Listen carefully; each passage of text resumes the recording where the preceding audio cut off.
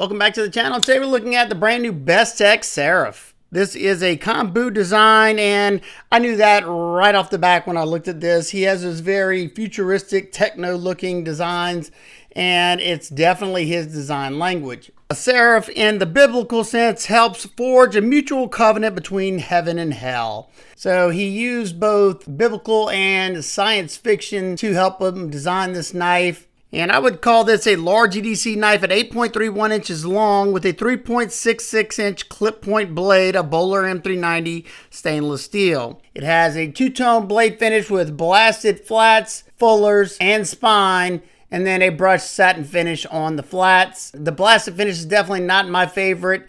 It doesn't look all that great after cutting a bunch of stuff, and it makes the steel a little bit more prone to rusting. Even though I hadn't had any issues with this one yet, it's definitely more prone because of it though. You have a fairly low tip, so you can still kind of use that tip to do drag cuts. I was mainly using belly though. It just makes it a little bit easier. You do have a nice needle-like point there though for piercing task. There is jimping up top, and it grips that thumb really, really well. However, for my beat up hands, it's not the most comfortable because it's wide cut jimping. I much prefer some finer cut jimping. It does a better job in my opinion, and it's a lot more comfortable. You do have a sharpening choil, however, I definitely wish that was bigger. You can see how that plunge is swooping like that, so it thickens rather quickly. So it would have been nice to have that opened up some. But the stop pin is internal, so if you want to do that yourself, you could. This one has a fairly high flat grind, full flat up here near that tip, and it comes down nice and thin at around 14 thousandths behind the edge. And this one is sharpened to 24 degrees per side. Let's see how it performs.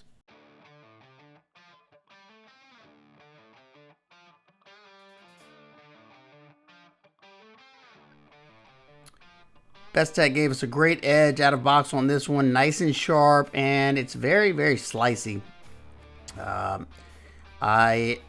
So far so good. I'm enjoying it. That edge geometry, the geometry on this one, I'm sure it's pretty thin. I'll check it after I finish all the testing. But yeah, hopefully this edge holds up. I think it will. Now we're gonna test the ergos. And initially it felt good in hand, and I will say it felt good all the way until I started really bearing down into the wood. Now I know a lot of people aren't going to be doing this kind of stuff with this knife, but I just do it to test the ergos. You know, if you cut harder materials, you're going to need to know this. So you can see how I went to that saber grip because I was having a minor hot spot toward the bottom portion of the scales where one of the chamfers meets one of the milled lines. I'll talk about it later. You can use that tip to do drag cuts, but you will have to come up about 45 degrees or so, maybe more. I just use the belly.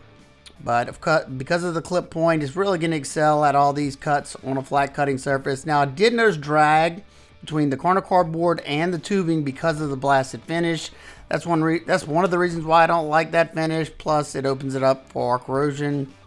But it's making short work of the 10-ounce denim, showing that it has good bites of the edge. Then once we move to the 1/2-inch sisal rope, yeah, this is where I really notice how sharp the knife is. It's popping this. I'm doing push cuts right now, and it's doing it very, very easily. It's also nice when I have that belly. You know, all I have to do is mainly just push forward into it. I can do a sawing motion cut, but I only usually have to do that when the edge isn't that great out of box, and this one is good, so I don't have to worry about it.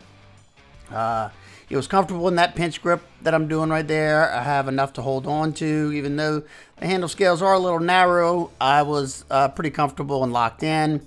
We get through 130 cuts before I run out of rope. It definitely could have done way more than that, but I just didn't cut a bigger piece. And yeah, it did not disappoint at all. We will definitely test that edge after we get done and see what it's like. That'll kind of give us a little bit better understanding on how well that edge held up. But I've never really had any bad experiences with Bestech's premium knives. If you had, you can let us know down in the comments. But I've always had a good experience with their knives. So good job, Bestech. Good job, Kombou. Give y'all an A+ on this one.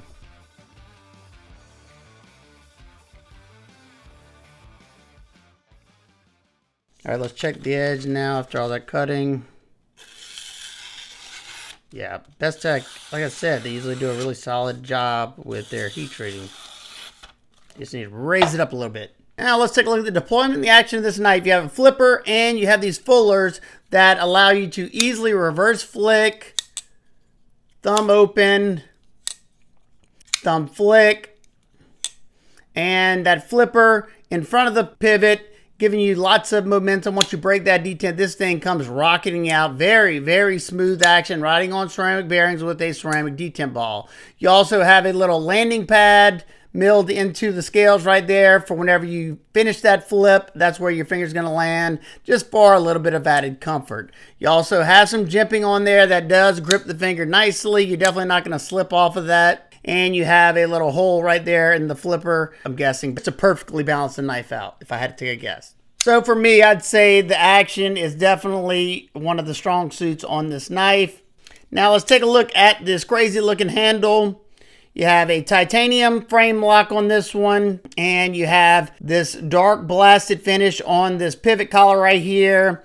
And then you have like a satin finish on another collar right there. So it gives a lot of contrast. You have step milling on the pivot collar, and supposedly the pivot collar is supposed to resemble like a halo on an angel. And you have tons of milling that just gives it a pretty wild look.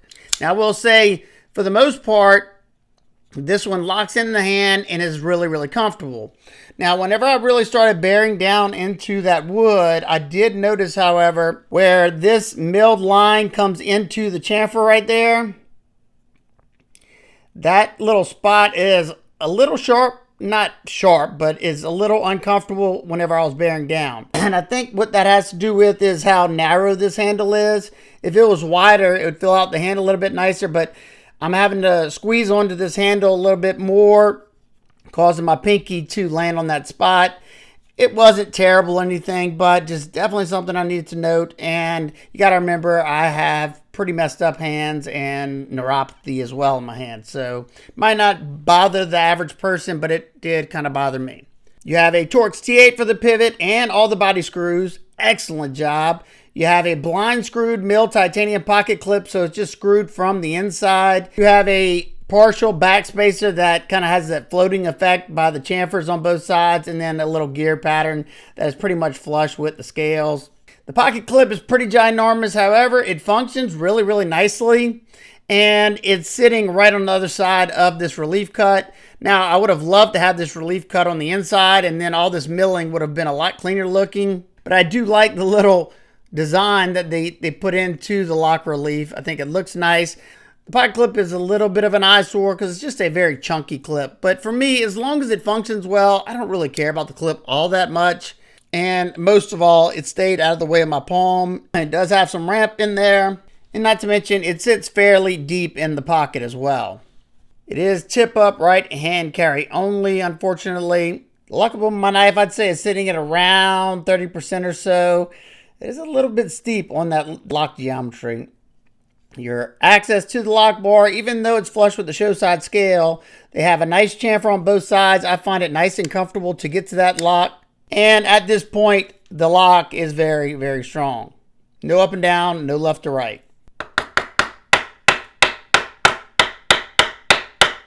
And nice and solid. They have also heavily skeletonized the top and in the bottom of those scales to reduce weight as much as possible and to balance the knife out, bringing the weight to 119.7 grams or 4.22 ounces. Excellent. While still having a perfect balance point. That's something that Bestech nails pretty much 99% of the time. Quick size comparison with the Ontario Rat 1 and 2. It's bigger than both the Spyderco PM2 and Para 3. And it's very similar to the Wii Praxis and the Spyderco Kapara. Now for my nitpicks and complaints, I definitely wish this was fine cut jimping, just because it's not the most comfortable for my hands. I'm not the biggest fan of this blasted finish.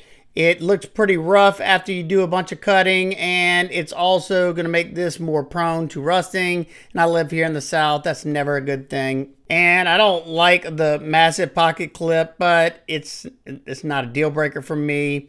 And I did have a minor hot spot in this area because of this hard line created by that milling right there. But overall, I think it's a well-made knife. It performed nice. It's got beautiful action. It's easy to carry. And I like the multiple opening methods on it. So if you like the overall look of the knife, I don't think you'll be disappointed. And if you have any questions, comments, concerns, please leave those down below. I hope everybody's having an absolute amazing day. I will see y'all on the next one. Hey.